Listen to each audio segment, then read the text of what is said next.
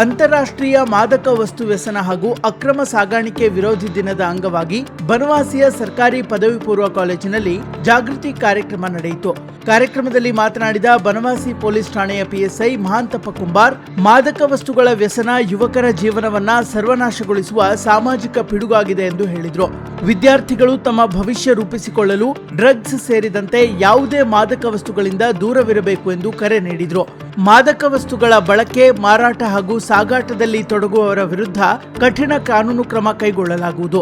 ಅಂತಹ ಚಟುವಟಿಕೆಗಳ ಬಗ್ಗೆ ಮಾಹಿತಿ ದೊರೆತರೆ ಪೊಲೀಸ್ ಇಲಾಖೆಗೆ ತಿಳಿಸುವಂತೆ ವಿದ್ಯಾರ್ಥಿಗಳಿಗೆ ಮನವಿ ಮಾಡಿದರು. ಈ ಸಂದರ್ಭದಲ್ಲಿ ವಿದ್ಯಾರ್ಥಿಗಳಿಗೆ ಮಾದಕ ವಸ್ತುಗಳ ದುಷ್ಪರಿಣಾಮಗಳ ಕುರಿತು ಕಾರ್ಯಾಗಾರ ನಡೆಸಲಾಗಿದ್ದು, ರಸಪ್ರಶ್ನೆ ಹಾಗೂ ಭಾಷಣ ಸ್ಪರ್ಧೆಗಳನ್ನು ಆಯೋಜಿಸಲಾಗಿತ್ತು. ವಿಜೇತ ವಿದ್ಯಾರ್ಥಿಗಳಿಗೆ ಪೊಲೀಸ್ ಇಲಾಖೆಯಿಂದ ಪ್ರಶಂಸಾ ಪತ್ರಗಳನ್ನು ವಿತರಿಸಲಾಯಿತು. ಕಾರ್ಯಕ್ರಮದ ಅಧ್ಯಕ್ಷತೆ ವಹಿಸಿದ್ದ ಕಾಲೇಜಿನ ಪ್ರಾಚಾರ್ಯ ದಿನೇಶ್ ಕೆ, ವಿದ್ಯಾರ್ಥಿ ಜೀವನ ಭವಿಷ್ಯದ ಅಡಿಗಲ್ಲಾಗಿದ್ದು ಮಾದಕ ವ್ಯಸನದಿಂದ ದೂರವಿರುವುದು ಅಗತ್ಯ ಎಂದು ತಿಳಿಸಿದರು.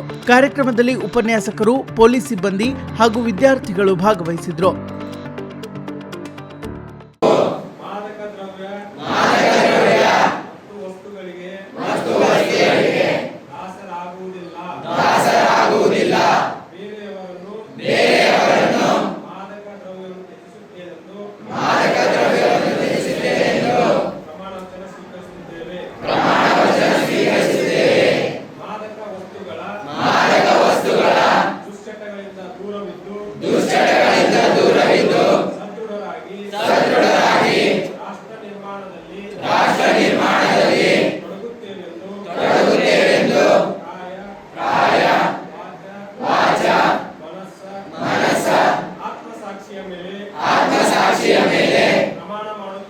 ಪ್ರಮಾಣ ಮಾಡುತ್ತೇವೆ.